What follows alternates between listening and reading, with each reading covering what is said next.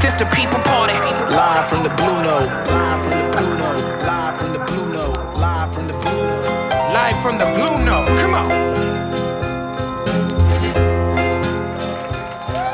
What's up, party people? It's the BKMC Talib Kweli. We are live in Napa Valley at the Blue Note Jazz Fest. Jazz music is literally in the air. My man Anderson .Paak is on stage right now with Knowledge. And this festival allows artists to be their true self. Normally, Anderson .Paak could come here and do something with Bruno Mars. He could do his own solo stuff with all those Oxnard or Malibu. But he wanted to do No Worries, which is a project that us underground Anderson .Paak fans know. Shout out my man Anderson .Paak. Absolutely. I just finished seeing Rakim on stage with Jazzy Jeff and the Soul Rebels. And I rushed over here to interview the curator and one of the founders of this beautiful festival. This guest needs no introduction. I called him a jazz pianist the last time he was sitting here. He corrected me. He said I do all genres. World-class musician, producer, songwriter, freestyler, works with Mac Miller, rest in peace, Kendrick Lamar, Herbie Hancock, Yasin Bey, Bilal, Desert Curry, Q-Tip, just to name a few. You? Me, myself, and I, Grammy award winning. He's given us Mood, Canvas, In My Element, double book, Black Radio, 3 Black radios, Everything's Beautiful, Art and Science, which I'm on, Fuck Your Feelings. Yeah. You know what I'm saying? Yeah, His yeah. skills have seen him at different festivals, and we at a festival now. We don't have a lot of time, so I'm gonna get right into it. My man's Rolodex is crazy. His DMs is crazy. Ladies and gentlemen, Crazy. give it up for Robert Glasper in the place to be. Yes. On the People's Party. How you doing, Robert? I'm good, man. Can't complain. You got This a is lot great. of stuff going on. A lot going on. I seen the security try to kick you off stage yesterday, and you said, you looked them up and down and said, this is my festival. That's right. It's lovely to see you. You corrected me last time you did this podcast. I said you're the best, one of the best jazz pianists in the world. You said one of the best pianists in the world. I've heard the quote, there are no wrong notes in jazz. Right. And we are at the Blue Note Jazz Festival. Yes. Is this quote true? Yes, there are no wrong notes. You just have to know how to play the note. Okay. You know what I mean? You got to know what to do with it. Because it could if you depends on how you use it. You linger on it too long, things go, but you know how to move with it. It could be what it needs to be. It could be. So if you're a great jazz musician, there are no wrong notes. Absolutely. Right. And you're free, and you know how to stick and move. What up, Keon Harold? Keon Harold, Keon, come say what's up real quick. What up? Because we need Keon Harold on People's Party. I just want you to come and say hi to people real quick. Absolutely. This is the type of thing that happened at Blue Note Jazz Festival. It's like a family reunion. People just walk by. We're not going to mic them up. We don't got time for that. I just want the people to put eyes on Keon. My just brother. say what's up to the people. What's up, people? I just wanted the People's Party, see how we do. Absolutely. I'm gonna be doing that a lot in this 45 minutes. Wait. I do want Keon to answer this question along with Robert. Okay. Give me that mic. This question's for both of y'all. All right. So shout out to Nick Payton. Absolutely. He is on social media disparaging the word jazz all the time, right? Because he's from a tradition of people, of jazz artists that look at the word jazz as maybe too limiting, right? Can you maybe break down what Nicholas Payton is trying to say when he says don't define us as jazz, especially since we're here in 2023 at the Jazz Festival? For me? Yeah. Both of y'all. The thing is, we're rooted in culture. So for somebody to say we only play jazz, that's very, very limiting. Yes. That's like saying, we're American. We're so much deeper than that. We're so much ancestrally deeper than that.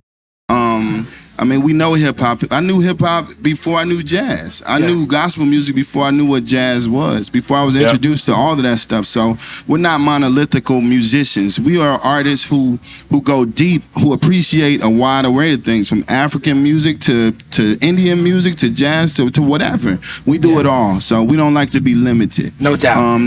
There's no wrong notes. We got to find the right spaces to put them in. There you go. That's it right there. Make some noise for Keon Harold. Thank you, brother. That's all I needed from you. The People's Party. Much love. No doubt. You gonna come on here and chop it up with us. Let me get that. My brother. But Glasper, you got something you want to add to that? Yes, sir. That was perfect. That's perfect, right? I love the way he said that. You got to find the right spaces to put them in. No doubt. Thank you for having me on Art and Science with K Trinata. Absolutely. K Trinata is amazing. We got any K Trinata fans paying attention right now? Yeah. On Name Drop on that project. Yeah. You name drop the keyboard players to give them they love. Yeah. You shout out my man, Whiskey Boys alum, Big Yuki. Yep. You also shout out Daniel Jones. Absolutely. Rest in peace to Daniel Jones. Rest in peace, Daniel Jones. Absolutely. Tell the people about Daniel Jones and how he was so important to the music. Man, Daniel was my brother. I went to, me and Daniel both went to arts high schools. I went to the one in high school, in Houston. He went to the one in Dallas. And we were like rivals, you know what I mean? So he went to the Texas boy. Texas boy. Yeah. So he went to the arts high school with Erica and Erica Badu and Roy Hargrove. I went to the high school with Jason Moran and Beyonce. Okay. You know what I mean? And we had this thing going. But we became really, really good friends. We went to college together. And man, Daniel was such a great pianist, a great arranger. He was the one arranging, he was the MD for Janet Jackson in these last few years, Erica in these last few years, Justin Timberlake arranging all these shows. And, he's just such an incredible talent and such a good guy. You know what I mean? Yeah. He's one of the people when he walks in the room, he lights up the room. You know what I mean? He's just full of joy. And we're gonna miss him so much, Yeah. Like Keon said, a lot of us got into jazz or other forms of music because of hip hop, sampling music. And when I went on tour with High Tech in 2010 for a second album, he was like, I want to bring this keyboard player with us. Chillin'. Daniel, that's how we met. What?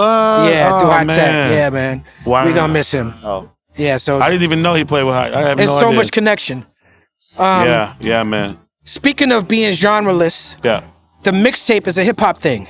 Yes. But you brought the mixtape into the jazz spectrum. You have a couple of mixtapes. The one I just mentioned with K Tronada, I feel like that's a mixtape. Yep. And then, of course, the Fuck Your Feelings mixtape.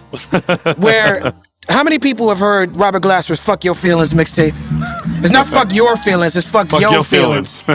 Affion Crockett is rhyming on the intro until you stop him. Yeah. There's a beat playing in the background. You want to freestyle for the people like you be freestyling? You know what? That's an extra ticket. There's a certain wristband you got to have to hear me freestyle. You're going to hear him freestyle tonight with a Chance the Rapper. Who you playing with tonight? Tonight, I'm doing my band, but I'm going to have...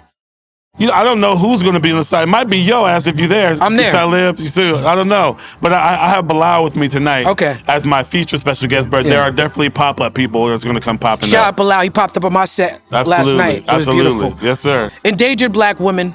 Great record. Yes. You always have social messaging on your very pro-black, very spiritual on your record. Shout out to Amir Suleiman who's walking around. Amir Suleiman, he's yes, on indeed. the latest record. Yeah, Black Radio 3, for sure. Shout out to Terrence Martin. I saw him on the golf cart when I was past here. Terrence Martin is one of my favorite human beings. Yeah, me too. Your work with Terrence and Knife Wonder, who's here, and Kamasi Washington. I'm going to throw Felix, is that how I say his name? Yep, Felix. I'm going to throw Felix in there. Absolutely. The pandemic gave us not one, but two dinner party albums. Yes. First Responders and Eat to Live by me and Madlib share a similar origin story. I'm saying that instead of saying samples these days. Yes. Similar origin story. Yeah. But tell me about coming up with the dinner party project. Yeah, so Dinner Party was a project me and Terrence thought of pretty much during the pandemic. We were thinking of ways, we wanted to put out some music. And we've always been trying to do something with myself and Kamasi and Knife Wonder.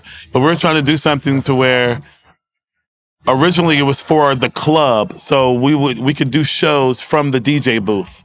So originally it was like, okay, let's do a band where we could just be in the DJ booth, not have to have a stage with drums and bass and all these things. We could just have Knife spinning.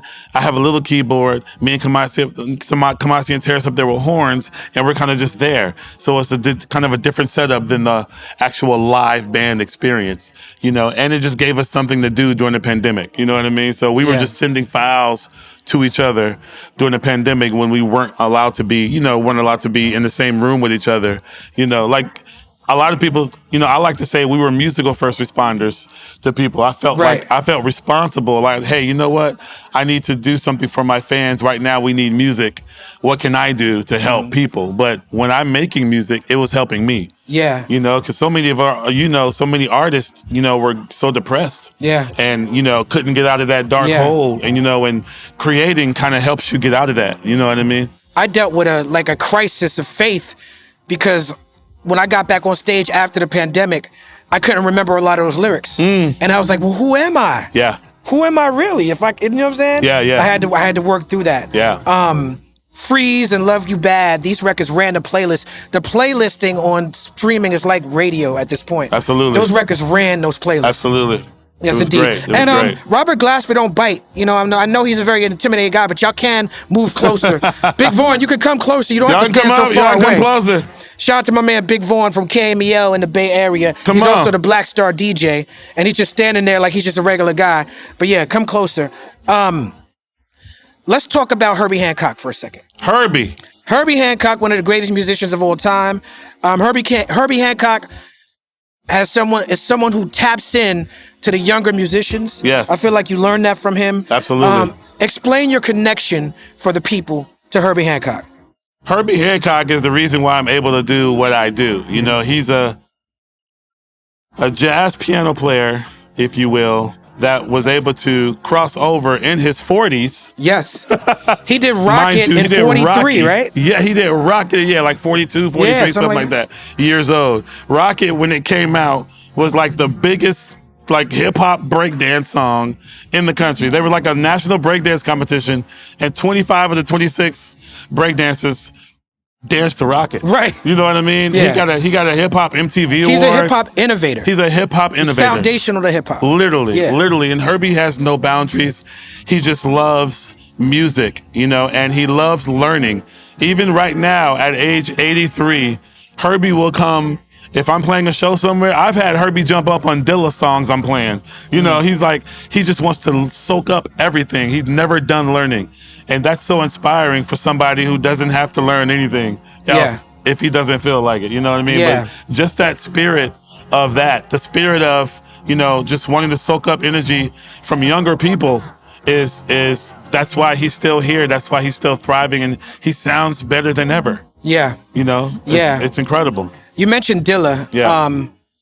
I feel like this festival is in the spirit of Dilla. Yes. I have Dilla in my set. Yep. You have Dilla in your set. Yep. No Worries is on right now. They're inspired by Dilla. Yep. I've been hearing interpolation of Dilla and Doom and Madlib all through this festival. Yeah, with JD back in them. Yeah, man. Tell me about how Dilla bridges all these worlds of music. I mean, if you listen to music, Dilla bridged me to some Herbie Hancock I wasn't hip to. When I first met Dilla, I got the honor of staying with him at his, being with him. Bilal brought me with him to be with Dilla for like 2 weeks in Detroit to work on Bilal's first album. And while I was there, Dilla hit me to so many albums, jazz records that I wasn't privy to, that he sampled, and, if you listen to his music, he takes from so many things. He takes from so much. You have to be so knowledgeable to be a good producer, and not just knowledgeable of hip hop. You have to be knowledgeable of so many genres of music to be a good producer and to be an actual really good DJ. You know what I mean? You have to be knowledgeable of music outside of the realm of hip hop, and to make great hip hop, you have to be knowledgeable of those things. That's the greatest. That's the greatest thing about hip hop. Yeah, absolutely. That if you're a fan of hip hop, you're a fan of everything. You have to be a fan of everything. Yeah, absolutely. Yeah, absolutely. Yeah. Yeah, so Jay Dilla was a big influence on me and my playing. Like, he's literally one of my biggest influence. He's a producer who influenced my piano playing. You know what I mean? That doesn't happen very often. Normally it's the other way around. Producers are influenced by the musicians and by the records, and they're influenced by that. But Jay Dilla influenced a whole generation of a certain style of how to play. And I brought that into the jazz world. From where I was, so then, and I, he influenced R&B. To me, that's when people say neo soul, in my mind, that's nothing but Jay Dilla influenced R&B. That's right. Now, speaking of R&B, you was beefing with Lauryn Hill, and then you was beefing with Chris Brown. Yeah. Why you got all this beef with R&B, bro? What's going on? Chris Brown was beefing with me. Chris Brown was beefing with me. I know. You know what? Because it's so funny because, it is weird. It's not normal. I know what I do is not normal. People know me as a musician, as a piano player. Most people know me as a jazz piano player. But I've lived in this R&B hip hop world in a certain way. So people in their mind, when you hear my name, it's just like you just think jazz. That's it. I think it's a little deeper than that. I think it's last time you were on the show, you spoke about how because of the limitations to how people see jazz, when you made the Black Radio albums, you submitted them for Grammys as R&B albums. Yes. Right? So now you're submitting albums for Grammys as R&B albums, but these albums have her and Michelle Ndegeocello and Erykah Badu and Yasin Bey, and it's got all these great people who be associated with R&B, and the Grammys are more old school. Yeah. So they're going to be more tapped into the jazz world. But Chris Brown, the R&B he's doing is more radio, nightclub, contemporary. So in his world, a Robert Glasper might not make it into his world to make him be like, well, who the fuck is Robert Glasper? Right. But this is the thing. That was a traditional R&B category. It was called traditional R&B category. Okay. There is another category. Okay. And it's called Chris Brown type R&B. Yeah. What's it called? Progressive R&B. Okay. By the way, the progressive R&B category was influenced by Black radio. Well, really, Michelle Ndegeocello was the first person to bring in the thought of having another shout R&B. Out to Michelle, who was at this festival yesterday, and who's on my new album with Mad Lib Liberation. Absolutely. Part 2. Michelle's the reason why they started having a separate R&B category that was more out of the box of what you regularly call R&B. Things that have more influence of other genres. It's a little bit more out of the box than traditional R&B. So shout out to Michelle. So after she did it, then it went away because there wasn't enough people putting albums in that category. Then when Black Radio came around, that's when that came back. You know what I mean? So definitely shout out to Michelle Ndegeocello for giving us a space to live. But that's where Chris Brown's record should have been. Progressive R&B. Right. My R&B has live instruments where it started. Right. So if anything, he shouldn't have been in my category. Shout out to Breezy. Shout out to Breezy, though. He's awesome. Yeah. I have no beef with him. I talked to him after. Right. I told him I want to work with him. Hilarious. I always think he's super And tell them where they talented. could get the Who the Fuck is Robert Glasper t-shirts. The Who the Fuck is Robert Glasper t-shirts. You can get them right there at the merch table. Right there we at out the merch. here. Now, how many people watching have been to see Robert Glasper live at the Blue Note before? Okay, one person. Two people. They're all raising their hand over there. Right. So in New York City at the Blue Note, legendary Blue Note, Robert Glasper will perform for 6 months straight. 6 weeks. I meant 6 months. Feels like 6 months. You once did 48 shows in a row, 2 sets a night. Yeah. What are some of the most memorable performances from those runs? Ooh. Shoot. You've been a part of some of them too. I had a good time. I think one time I had Black Thought, you and Mos on stage. Yeah. At one time. You know what I mean? Yeah. I've had her come through there and rock with us. One time I had Kanye, Lupe, and Yasin on stage at one time. Yep. You know, I can't even remember all the things. It's so many. Jesus, I can't even think. It's so many things. Having Rashid, having what's his you in a group with Common Rashid, the August Green. August Green, It's just been a cycle of just amazing people just walking through, like coming up. Some things are pop-ups. Sometimes Dave pops in, Dave Chappelle pops in. A few times I've had, Dave and Chris Rock come and open up shows for me. Yeah. They'll go up there together and do a set, and then I come on stage. You know what I mean? Just like, and then we'll go across the street to the comedy club, and I'll jump on piano at the comedy club while they tell jokes on my break. Yeah. And then we'll all go back to my show. It's just, you never know what's going to happen over there. Shout out to Dave Chappelle. His spirit is always hovering around this podcast. Absolutely. He's one of my best friends. We have a podcast together, Midnight Miracle, which you actually did the music for when we did Round Midnight as one of the theme songs. Absolutely. Thank you for doing that, by the way. Sure. How did your relationship with Chappelle develop? Because as you see, it's developed into this beautiful festival as well. Yeah. I actually met Dave Chappelle backstage at a Roots concert at Radio City Music Hall. I feel like it was doing a tribute to Dilla at Radio City. Yeah. For 2 nights. And I was playing with the Roots at the time. And I did a lot of shout out to Questlove, shout out to Black Thought, all the Roots. I was playing with the Roots back when Hub was still there, Rest in peace to Hub. Rest in peace to Hub. But I did a lot of playing with the Roots. That's where I cut my teeth on knowing how to play hip hop, really. Between playing with the Roots, sitting across from Dilla for 2 weeks and jamming with him when he's on his MP, going to Q-Tip's house all the time, doing stuff with Tip. That's really how I learned how to play hip hop. Can you give us your Q-Tip impersonation? It's a doozy.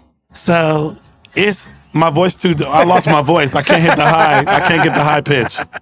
I do have a good one though. Do it for me backstage. I'll do it for you. Yeah. You spoke about Dilla again, right?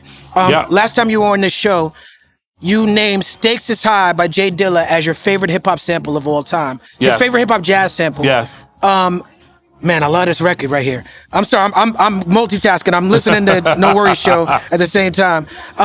"Stakes Is High" is Ahmad Jamal, Rest in peace to who we Ahmad lost Jamal. this year. Absolutely. So speak to the people at Blue Note Jazz Fest about the genius of Ahmad Jamal. Ahmad Jamal, people don't know, Ahmad Jamal, it's on record that Miles Davis said that Ahmad Jamal was his favorite pianist. Mm-hmm. You would think it would be Herbie, but it's not. It's Ahmad Jamal. And Ahmad Jamal was a master at groove and space and just knowing how to let something sit and be. If you ever heard a song called Poinciana, you know what I'm saying?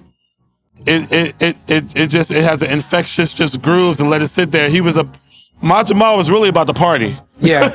Secretly, he was about As the party. all you know? good jazz musicians are. You know what I mean? So yeah, rest in peace to Ahmad. He wrote some amazing music, great composer, you know, and so many people have sampled Ahmad Jamal. Nas, shout out to Nas for his show last night. That's right, beautiful show. Matter of fact, Nas did a thing last night where he took my version of Everybody Wants to That was Rule the beautiful. World that I did with Layla Hathaway from Black Radio 3. Yeah. And fused it with Whose World Is This? Yeah. Which is an Ahmad Jamal sample that he got from Ahmad Jamal's song I Love Music. Shout out to Pete Rock. Shout out to Pete Rock. Exactly. Yeah.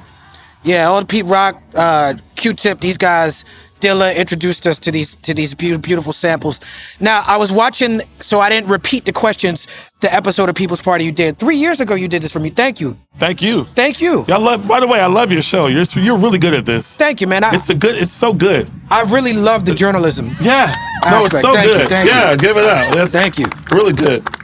I don't watch shows. I don't go on to watch shows. Right. You know, I go on and look up your show. I watch them. Thank you. That means the world to me. Seriously, yeah. Now, you said on my show that I was going to be on Black Radio 3. What's up, bro? I wasn't on Black Radio 3. What's up? That was the pandemic. No, that was the pandemic album. Right. It was. But I was on the mixtape. And you was on the mixtape Yeah. for sure. Absolutely. Go ahead. I just had one rapper on. On Black Radio 3. On Black Radio, I had Pasta News. Just on the Everybody Loves song. Everybody with Loves. music. Let's talk about this record, Everybody Oh, Loves. I had D-Smoke too. We did the song together. D-Smoke. Shout out to D-Smoke. That's Shout a out to great record. D-Smoke. Yes. Everybody Loves the solo on that record, man. Oh, yeah, that was a vibe. Yeah, man. That was a vibe. I did that, and again, that was during the pandemic, so I did it in my living room. I had to learn how to really use Logic, you know? Yeah. To really do that stuff. So that was a piano solo I did in my living room on Logic. That might explain what's different because obviously you have a lot of great piano solos, but that solo for me hit different. Yeah, it was a dance solo. Okay. That solo, because the song is a house song. Yeah. I've never done a house song ever. Music has never done a house song Shout either. out to Music, whose real name is Talib, by the way. Talib, exactly. That's my actual brother. Right, exactly. But I remember DJ Spinner used to try to get me to do house a long time ago, and I never was really into it. I was like, eh. Shout out to DJ Spinner. I started my career with Spinner. Absolutely. And my DJ, Jahi Sundance, trapped me in his studio. Was like, we're doing house songs today. Yeah. And we did this house song together. Me and Jahi did this house song together, and I hit music up, and it just came together. You know what I mean? Before I forget, remind Jahi, I've never said this to you, but I don't know if you know this, but we all have lives before we met each other. Of course. And in the life before I met you, I used to club hop with Jahi Sundance. Did you know that? That makes sense. Ask Jahi Sundance about me, him, and his sister, and Coltrane Curtis, Word. and Corey Smith going to clubs. And this is before I even knew he was a DJ. Wow. So his life is like, as part of the Robert Glasper experience, Yeah, that's a whole different Jahi. That's a whole different Jahi, I know right. young Jahi with the dreadlocks. Yeah, you know what I'm saying? Yep, Shout out to Jahi exactly. Sundance. Absolutely. You mentioned Black Superhero. Yes. On Black Superhero, there's a very distinct, strong 5% ideology. And for people who you familiar with what I'm talking about? Hit me to it. Okay, I hipped you. Oh, you want me to hip you to it? Hit me to it. 5% is sort of an extension of the Nation of Islam. Oh, 5%er. 5%ers. Oh, yeah. Right. Yeah. The idea of the black man is God, and the idea that there's 85% who don't know the truth, there's 5% who know the truth, Right. there's 10%. And the idea that God is in you, and God is all of you, Yep. and you are all of God. Absolutely. This is the ideology on this record, Black Superhero. Yeah, for sure. You cut your teeth in the church. Yes. You were raised in the church. Yes. Some of this 5% philosophy doesn't mesh with some of the more traditional Christian themes from the church. Right. I just wanted to get your take on your whole spiritual outlook. But that's the thing. It kind of does, because it's even in the Baptist church, Christians, they say, you know, we are made from his image. You know what I'm saying? God made us in his image. Mm-hmm, that's right. And, you know what I mean? So I do feel like we are all God. We are all a part of God. Mm-hmm. I'm a part of my mother. That's I'm right. a part of my father. If God's the father, you're a part of him. Yes. That's pretty simple to me. Yes. Yes. Yeah. Peace to the gods. Peace to the gods. Now on Black Radio 3, man, it's such a beautiful album. And I'm not talking about the other two Black radios, because Robert Glasper was on my show before, and we covered this. Go back and watch People's Party with Robert Glasper. Yes. But Black Radio 3, Greg Porter and Lettucey on It Don't Matter. Yes. Such a beautiful, gorgeous piece of music, right? Absolutely. Gregory Porter's and Gregory Porter is like, he's our Nat King Cole. Yeah. You know what I mean? Like, he is literally our Nat King Cole. I love his voice. He could sing that, like, you know, he could sing the theme song to you know, to whatever. Yeah. And it's just, his voice is just butter. Him and Lettucey together is like there. And magic. of course, everybody knows I love Lettucy. She's on all my albums. Mm-hmm. I love Lettucy so much. So them two as a pair was just, that was amazing. And we did that. We actually did that towards the end of the pandemic. Mm-hmm. So we were able to be in the studio together. Mm-hmm. But they had their booths on separate sides of the studio. Like, you know, it was a whole thing to do it together. But I wanted that back and forth to be as natural as possible. Yeah. You can feel it on the record. Absolutely. PJ Morton, you were just talking about, was he on that stage? Did I miss PJ Morton? PJ, I think he's going to be on this. I feel like he's going to be on this stage. Shout out to PJ Morton and NDIRE on Forever. Yes. Beautiful record. Yes. Now, NDIRE went viral a few months ago because Joe Rogan has a podcast on Spotify. He gets like a lot of millions and millions and millions of dollars for his podcast on Spotify. And shout out to Joe Rogan's hustle for getting that money. But NDIRE made a fantastic, excellent point about the fact that Joe Rogan, who says some questionable, controversial things, things that I don't actually agree with often, and he's in my circle because he's cool with Dave. But NDIRE made the point that, you know, these streaming platforms will pay a Joe Rogan for his music, pay him millions of dollars up front, but no musician has a deal like that with Spotify, even though their business model is based on music. Me and Yassine Bey, we've kept the Black Star album off of the traditional DSPs. We put it on a podcast situation, Luminary. It's not there no more. We put it on Bandcamp because we find the price point and the structure of Bandcamp a lot better for the new Black Star album, Mad Lib, No Fear of Time. Speaking on what NDIRE spoke to about streaming, what's your take on the whole streaming thing? So this is my thing. Technology is going to do what it do. It's been doing what it does. And we're not going to stop it from doing what it does. That's right. Can't stop progress. You can't stop the progress. And the onus is on us as artists. The onus is on us as artists. So what I say is, because I could take my records off Spotify, you know what I mean, and do that whole thing. But the reality is, those platforms are huge. Spotify, Apple. I say 80 to 90% of the people who get music get it from. They get it from there. Yeah. So my philosophy is, I keep my music on there, and I get my fans from there. When you get your fans from there, then they'll buy tickets and put their butts in the seats when you do shows. You know what I mean? So I don't even look to make money from selling music anymore. It's like a business card to me. When I make an album, it's a business card. Like, hey, come to my show. I don't look at it as, hey, how much money can I get for selling these records anymore? Because music is free. It's just free. That's just what it is. Right. But if you come to my show, that's when we get it. That's when you can sell your merch. That's when you can put people's butts in the seats. Blue Note Jazz Festival. Blue Note Jazz Festival. That's where it's at. The idea of making money by selling is just, it's a lost thing. You know, unfortunately. That only works for real musicians. That's the whole problem. Yeah. Oh, well. You know, I mean, you got to think about it. When I saw, you maybe with that story, not stories, real life, when Pharrell looked at his check that he got for Happy, Happy was like the biggest song in the world. It's on Despicable Me. It's on Despicable Me. It's all these things. When he looked at his Spotify check, it was nothing. It was $5,000. It was like 5 G's. For like hundreds of millions None of us are ever going to make a Happy. Let's just be real. I know I'm not making no damn Happy. I'm never making a song that big. Of course, we can be like, don't limit yourself, Robert. You can do it. Sure. Whatever. But what I know I can do is do shows, have people come, because I know I have fans that enjoy what I do, and I want to just have more fans that enjoy what I do. And that's how I look at it, you know. Make some noise for Robert Glasper for having real music for real fans. Yeah. Now, you also do scoring. Yes. We talked a lot about your first scoring experience on the last episode with the Miles Davis movie. Yeah. Shout out to Don Cheadle, Shout out to Don Cheadle, who cannot pronounce Kaytranada's name for some reason. You scored a movie that I watched during the pandemic, a movie that touched my heart. Issa Rae, who I love Issa Rae so much. Yeah. And she did this movie I feel like is underrated, The Photograph. Yes, The Photograph, yeah. This movie triggered me. Because at the beginning of the movie, it's like Lakeith and I forget the young lady who played the other character. They're arguing over Kendrick versus Drake. Yep. And Lakeith is saying why he likes Kendrick, and she's like, "Yeah, I don't want to hear all that conscious." He trying to message, and I was like, "Yo, what the fuck?"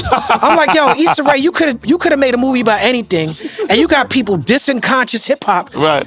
I was upset. Really? But I watched it to the end. Yeah. And by the end of the movie, I don't want to give it away if you haven't seen the movie, but by the end of the movie, the just Kendrick say it. talk. Yeah. Okay, this movie came out a long time ago. Yeah. At the end of the movie, he wins her over by taking her to a Kendrick Lamar concert. Absolutely. And Absolutely. the Kendrick fans are redeemed. Yes. And shout out to Drake, because I'm definitely a Drake fan. Absolutely. But that's such good movie making because it had me in my feelings. It had me in my feelings until the payoff at the end. Yeah. And I was like, wow. And she's a real person. That person is a real person. That's who would a real say that. person. The person will say, I don't want to hear that conscious shit. Yeah. I want to talk about Patron in the club. Right. Like, oh, Jesus Christ. But you scored that, and I watched that movie without knowing you scored it, and learned you scored it after the fact, and I was like, that's part of why I liked it so much. Yeah. The music of it. The music, and that's one of the things that movie was special. First of all, it went into the theaters 2 weeks before the pandemic. That's right. So I went to black movie. Super black movie. I did that movie score in 3 days with Stella, the director. Shout out to Stella. I sat her next to me with my band, with my piano trio, and we watched the movie, and we stopped at each place they wanted music, and I asked her, what is she feeling? What does she want me to portray here? And I wrote everything in front of her. And I just wrote it, and then I called the guys in, boom, boom, boom, boom. We did it, and I did that whole thing in 3 days. Fast forward to the premiere of the movie in February, 2 weeks before it went to theaters. We went to the premiere, and her does a song at the end of the movie. She does the ending song, right? She was sitting in front of me. When the movie finished, she turned around to me and said, this score inspired me so much. What are you doing right now? I said, right now? She said, right now, what are you doing? I was like, nothing. She said, let's go to the studio now. And I was like, okay. We went to Electric Lady and we wrote this song called Better Than I Imagined that night. Literally the first thing I played when I sat down at the piano was that riff that's on Better Than I Imagined. And we ended up winning a Grammy for Best R&B Song. Beautiful. For Better Than I Imagined. Beautiful. Beautiful. Yeah. Electric Lady is such a magical place. Jimi Hendrix built this studio in the late 60s. Yep. It was... that's where a large part of the Reflection Eternal was recorded. Reflection Eternal, we were working on the top floor. On the second floor was Common and Dilla, working on that record. And on the first floor was D'Angelo and Pino Palladino, James Poyser, who I saw in the audience for Rakim, and Questlove working on the Voodoo record. Yep. Me and Madlib went back to Electric Lady, and we finished Liberation 2 in Electric Lady last year. So shout out to Electric Lady. Absolutely, shout out to Electric. You know. One matter of fact, when we were working on Bilal's album at one point in college, it was that same thing. D'Angelo was working on Voodoo, Studio A. Yeah, this is all the same. Erica was working on Mama's Gun. Mama's Gun, yeah. In the middle, and Bilal was we were on C or whatever C. in the top. Yeah. Yep. And my dorm was across the street. That's right. And that's we were, right. all that stuff was right, happening New at the School. same time. That's right. That's right. Matter of fact, we used to play Kweli. We used to play that in Bilal's band. That was our opening song. And Bilal would use it. We would play that song while Bilal's walking on stage. But but sometimes he would just take like 30 minutes to walk on stage. Like, what are you doing? Right. And we would play playing that song for like, so people might hate it now because we played that song for like 30 minutes without Bilal on stage. All right, so you making me feel crazy because I brought Bilal out for my set yesterday. Oh, word. And we had such a good time, but then it ate into the time. So towards the end, I'm cutting things out. Yeah. And I didn't mean to do this, but I cut out the blast.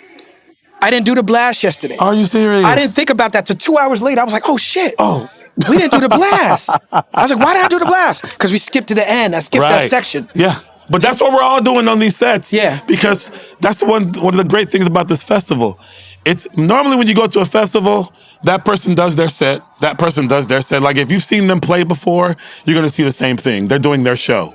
Here, it's a community, and you don't know who's hopping on stage with who. And we're all changing our sets and figuring out, because the time got to be a certain thing. So we're both doing that. Like yesterday, I was doing that. Like, who's on the side of the stage? Oh, all right, let me cut this. Come, let's do this. Let me add this person real quick. Like, that's the beauty of this. That's the jazz spine of this here. We're in the moment making art in real life, in real time. You know what I mean? Make some noise for Robert Glasper and Blue Note Jazz Festival. I just have 2 more questions. I'm going to let him get back to what he got to do. On the last time we spoke, you spoke about working with Anita Baker because she slid into your DMs. Yes. Are we ever going to hear that music? Or did it come out? Did I miss it? No, it never came out. Okay. The album she did, Anita Baker hit me on Twitter in the DMs. It was because I tweeted, hey, I'm coming to LA, you know. And at the time, Anita Baker was on Blue Note. We were both on Blue Note Records, but we never met each other. I said, I'm coming to LA. She said, hey, do you want to come by the studio and listen to my new record? I want your thoughts. I was like, oh, yeah. So went to the studio, same studio she recorded Angel in, by the way. Went to the studio. She answered the door in oven mitts because she was making ribs. That's how you want to encounter. That's how you want to encounter one of your heroes. Absolutely. She was making ribs. And I was like, oh my gosh. So we did, she let me hear her record, and it was a great record, you know, and she was literally like, I wish I would have known you were coming. I wish I wasn't till the end of this record. I would have loved to do a song with you. And I said, well, I'll write you a song right now. Like right now. Right. She was like, what? I said, I'll write it now. Give me a minute. And I literally sat there. In 10 minutes, I wrote a song. And I went to my friend's house. We're in LA. I went to my friend's house, Andre Harris, Trey Harris. Went to his house. He flushed it out, put some drums, some guitar on there, boom, boom, boom, called Sir. Shout out to Sir. Shout out to Sir. Called Sir. He came over to that. D-Smoke's brother, by the way. D-Smoke's brother. He came over to Tiffany Goucher's cousin. That family is crazy. Yeah, that's a wild family right there. Oh my God, they're so talented. Right. Her Sir came over, wrote the lyrics, sang it down. We emailed it to Anita that night. She learned it overnight, came in the morning, sung it down one time, and said to me, only 3 times in my life has a song been given to me that fit like a couture dress. I didn't know what a couture dress was, but it sounded great. Right. And she said, this is the 3rd time. And I have it in my computer, but her deal with Blue Note went weird, and they never put the album out. But I have the song. But it was one of the best experiences of my life. Oh, I will. Yeah. For sure. Ladies and gentlemen, I got one more question for Robert Glasper. I just want to know what you got coming up next. Coming up next, I have some scores came out. Oh yeah, I did the score for this show called Winning Time. Winning Time. Yeah, it's a great show. How many Winning people Time, watch I did Winning the Time? score for Winning Time on HBO. Shout out to the intro song. Yeah. Is the Cool featuring Black Thought and me. Yes. But my verse didn't make the intro. And shout out to Boots Riley as well. Yeah, and my brother Nick Bertel, who got me on that with him too. But the second season's coming out in August, so we just finished the score for the second season. The second season of another thing I score with my bro Derek Hodge. It's called Run the World Season 2 is out. That soundtrack came out like yesterday or 2 days ago, something like that. So the soundtrack for Run the World Season 2 is out. Shout out to Derek Hodge. Shout out to Derek Hodge. Shout out to Chris Daddy Dave. Yes. Jahi Sundance. Shout out to Isaiah Sharkey. He was on stage. Absolutely. With Robert Glasper and them. Absolutely.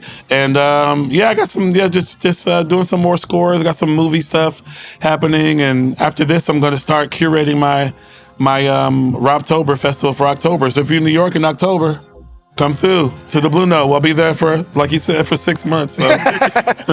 Ladies and gentlemen, show your love to Robert Glasper. He's the reason y'all are here right now. Show your love. Thank you. Thank you. Thanks, Dilla. Appreciate you.